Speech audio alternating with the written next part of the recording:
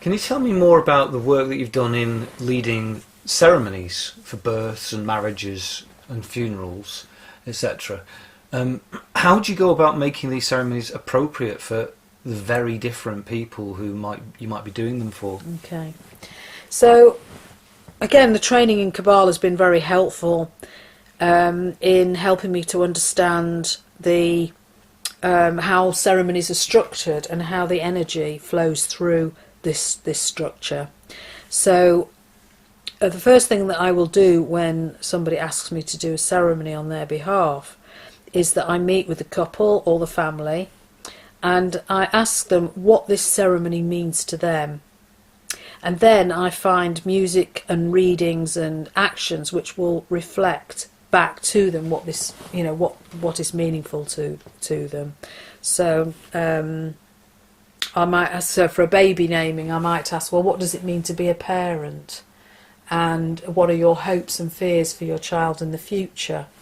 And then, try and find a piece of music that sort of reflects that, or incorporate a piece of music that the parents resonate with into the ceremony. And then, obviously, at the ceremony, there will be people who think, what is going on? I've never been to anything like this before.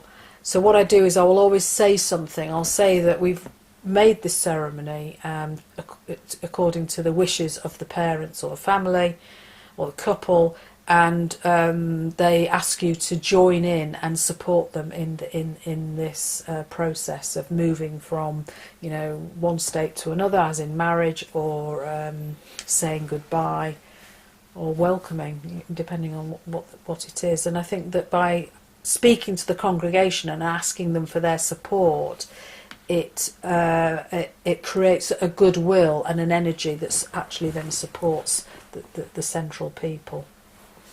Okay. And if I can ask you another question off the back of that. Yeah. So having trained in Kabbalah and having done all those years learning all those correspondences and thinking of the tree of life and the Sephirot and how they work together and how they balance together. Yeah. So it's not, even though it's not necessary for the person that you're doing a ceremony for to have that, all those years of grounding in that, does it work as a kind of way that you map things in terms of the balance between form and force, and where something is on the tree? Is that how your internal map of things, you kind of translate things back into that? Yes, I'll use yourself. that. Yes, I always go back to the Kabbalah as a structure. Yeah. So I'll always make sure that there are written words, for example, somehow in the ceremony. And that might be, traditionally we use a book can go round and people write things in. So the couple or the family or the parents come away with something written. Yeah.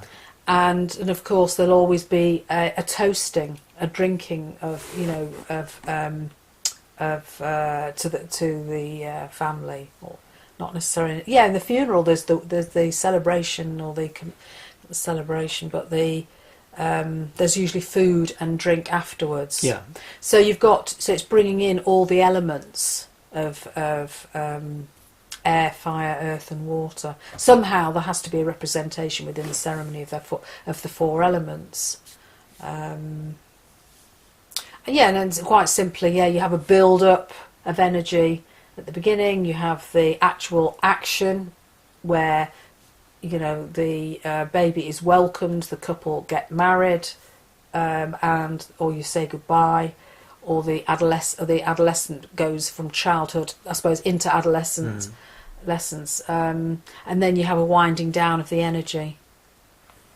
So some of that sort of technique of ritual that would have been learned in the context of doing practical Kabbalah is actually makes sense in other kinds of rituals and ceremonies too. Absolutely, yes. And that natural inclination to balance things out. Yes. To get the right balance. Yeah, there's a lot of crossover. Yeah. And because I suppose in my experience that the more that you prepare, I will try and really help the parents, the couple, the family to fully engage with the words and the movement before we actually do the ceremony, because I guess that's from Kabbalah, is that because it enhances the actual ceremony itself. Yeah. And I think that's what the beauty of writing ceremonies from scratch is, that it does have meaning for the participants, and if it has meaning for the participants, then there is a genuine transformation. So, for example, when I got married, the ceremony was fixed. It was historically fixed. So I didn't get as much out of it as I might have done had I recreated it from scratch. And many people do get married, like at the register office or, in a place of worship, without fully knowing why something's happening. And so you can disengage yourself from the process, which in the long term is probably not helpful. It's sad, really, in a way, that you're not prepared for the event. So having the opportunity to talk to people about and exploring what things mean to them is a way for them to go into a ceremony ritual with full intentionality. Yes. So that their intention is right, because they're invested and understand what's happening. Yes. And although it's not happened to me personally, I do know that through that process, some people might decide not to get married because they realise that they actually got their things which were hidden are revealed in that process.